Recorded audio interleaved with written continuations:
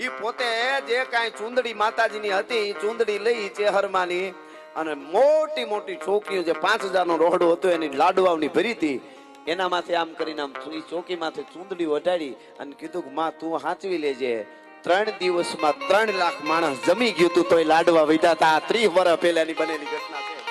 હાવ હકીકતમાં હજી તમને એનો પુરાવો દઉં.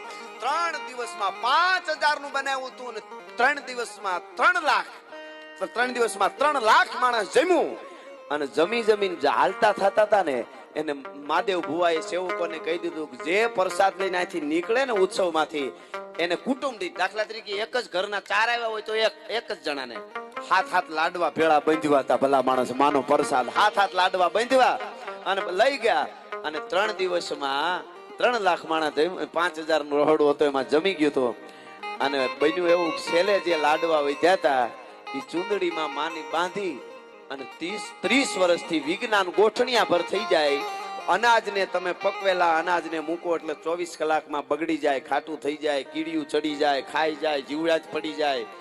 30 વર્ષથી આજ કોઈ મરતોલી ધામ કોઈને જોવા માટે જવું હોય ચેહરના સાનિધ્યમાં તો 30 વર્ષ પહેલાના લાડવા બાંધેલા પ્રસાદ સુગંધ આવે. તમે બાજુમાં જાઓ તો આજ પણ તમે વિચાર કરો આજ પણ સુગંધ આવે.